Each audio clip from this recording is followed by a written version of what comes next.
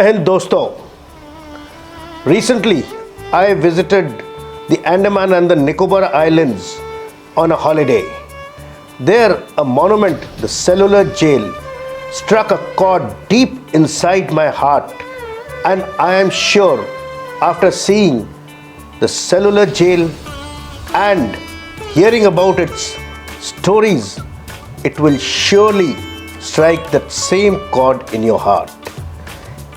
ये जो स्वतंत्र हवा में हम श्वास लेते हैं, ये इतने आसानी से नहीं हासिल हुआ है. There are many tales these freedom fighters have written with their own blood to give us independence on 15th of August 1947. कस ली है कमर अब तो कुछ करके दिखाएंगे, आज़ाद ही हो लेंगे या सर ही कटा देंगे. हटने के नहीं पीछे डर कर कभी जुल्मों से, तुम हाथ उठाओगे हम पैर बढ़ा देंगे. बेशर्त नहीं है हम, बल है हमें चरखे का, चरखे से जमी को हम तो चरखा कुंजा देंगे.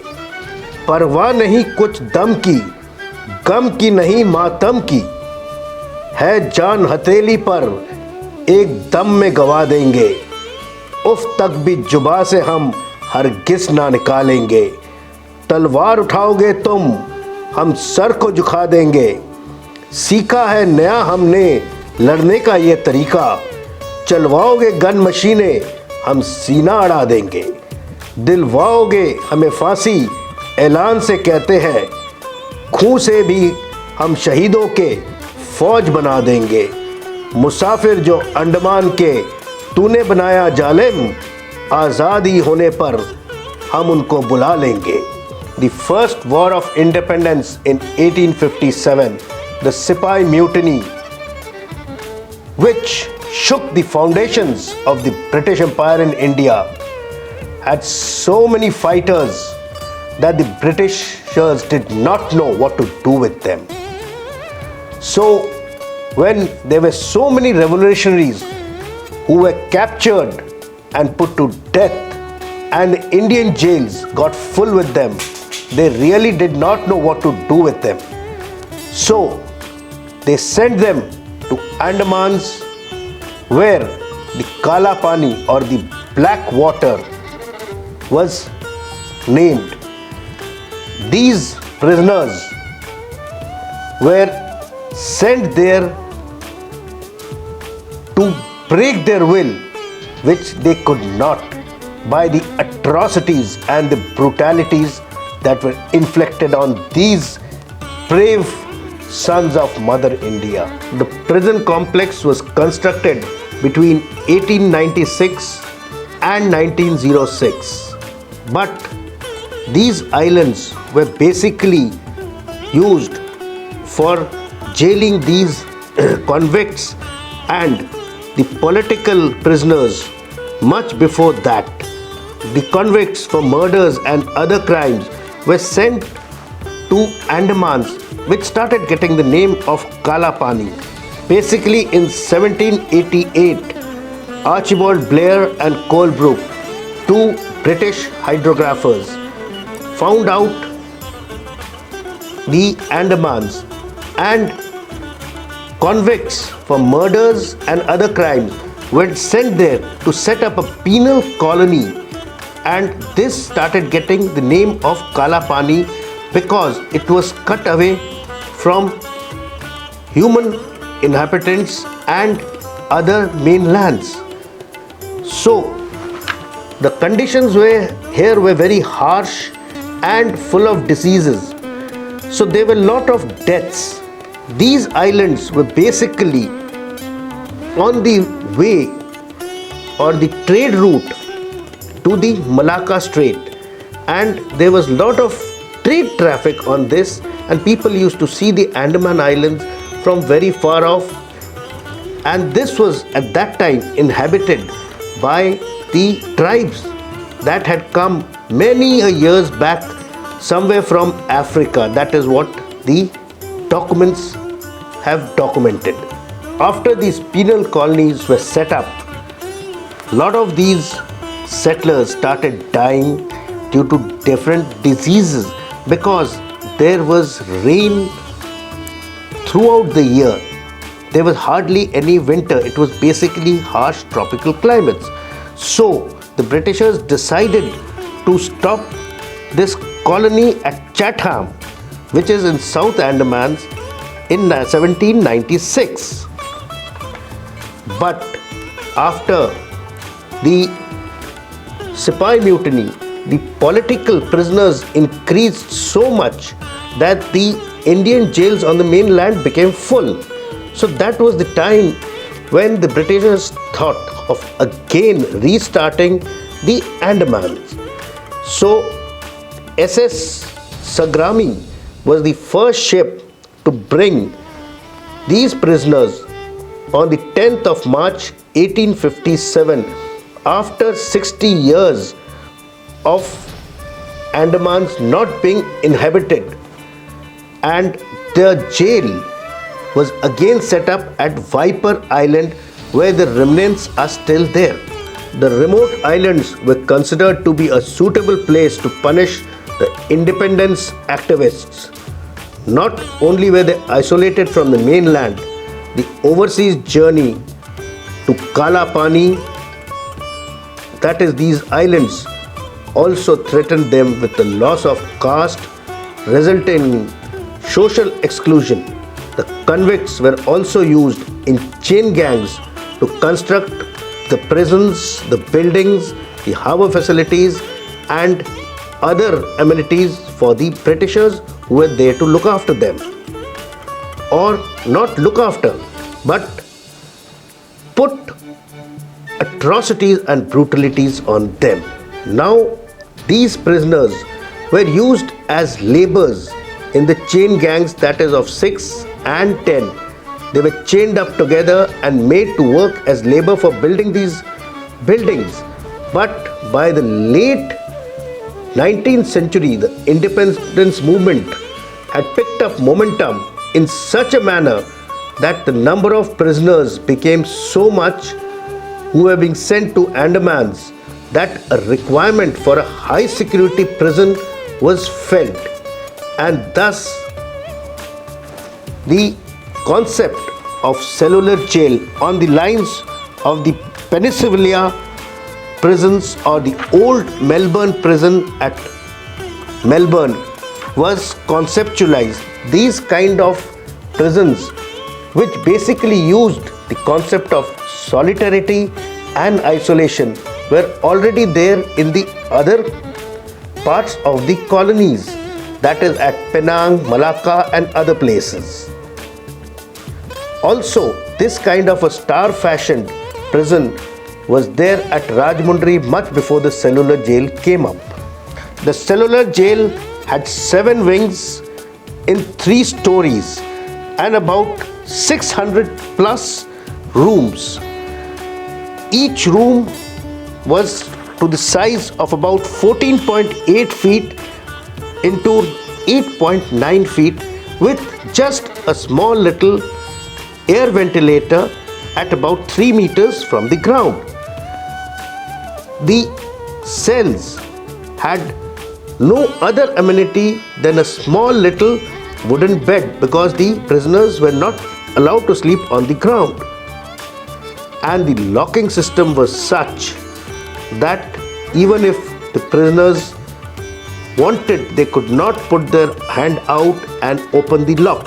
So the wardens always put the lock and threw the key inside to the prisoner, who tried how much they want, could not open the lock.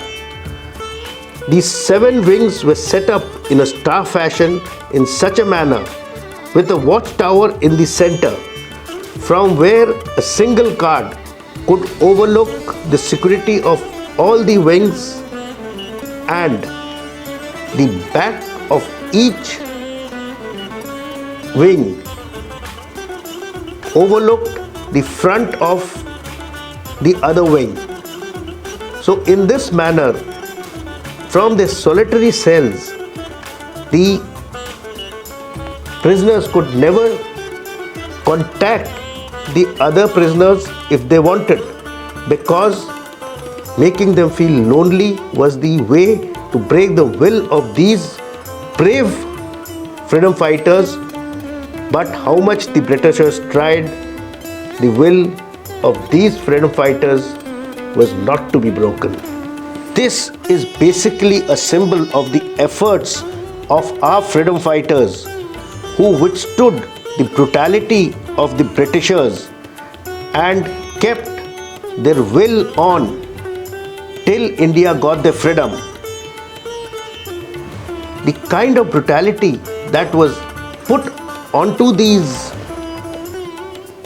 prisoners there was giving them less food, dirty food, no water. Also, they were just allowed to go for the nature call just thrice a day. That means if a person wanted to go for his nature call, he was not free for that. Even talking to another prisoner was considered taboo, and they were given beatings after being tied in the center of the jail so that the other prisoners could hear their cries of pain and anguish. These solitary confinements were in such a way that Veer Savarkar for many years did not know that his own brother was also imprisoned in the same jail. Many notable independence activists who were imprisoned were Vinayak Damodar Savarkar, Diwan Singh Kala Pani, Yogendra Shukla, Batukeshwar Dutt, Sadhan Chandra Chatterjee, Sohan Singh, Hare Krishna Kunar, Shiv Verma, Allama Fazle Haq, Sudhanshu Dasgupta, and many more whose names are etched onto the marble plaques that are here. Now here I would like to just put across a point that majority were from West Bengal. These prisoners were not regular convicts. They were the ones who were fighting to make our country free. The various cases and the conspiracies and dacoities that were charged upon to them were not basically thefts and robberies, but were politically motivated to steal out arms, ammunition, cash from the British treasuries and armories, which were given the name of the Alipur jailbreak or the Malabar Mopla or the Chittagong dacoity and many other such cases. They were all basically freedom fighters who were carrying out these activities to fight against the British Empire. There is a tale of Sher Ali Afridi, who was a former officer in the Punjab Mounted Police and was a life convict in the jail for some murder that he had committed because of a family feud, and he was sentenced to death, which was later reduced to life imprisonment, and he was deported to the Andamans. There, when he was serving his sentence, he got so perturbed by the disturbing routine and the atrocities that were inflicted upon his countrymen that he took it upon himself. And when Richard Book, the Earl of Mayo or the Viceroy of India, was visiting the Andamans, he murdered him on February 1872. And when asked whether he was guilty or not, he said, "Yes, I am guilty, and it is God who has told him to carry it out, and he has no remorse for it." He was subsequently hanged for his crime. Also, in March 1868, 238 prisoners tried to escape, but there was water all around these islands, so they could not successfully escape and were captured by end of April. And out of them, one committed suicide, and the remainders were sentenced to various other atrocities, and Superintendent Walker ordered 87 of them to be hanged. The hanging gallows of this jail are also placed in such a manner that the convicts can see the place of hanging from their cells, and after hanging them, that is 3 in a row could be hung together, the bodies were kept outside and burned so that the convicts or the prisoners will get scared. But again, here the will of these brave sons could not be broken. The work sheds were placed in such a way in between each wing, and the dresses given to them were coarse jute, and they were tied up in chains and fetters in different manners so that their ankles and wrists get worn out and they get a lot of pain. The work that they had to do is take out coconut oil by rotating the mill wheel, and if the target of 70 liters of oil per day was not met, they were not given food, they were beaten harshly and put into their cells. Due to these atrocities, at times a lot of the prisoners went on hunger strikes, but then they were force fed and made to break their hunger strike. In this process, many also died. In 1936,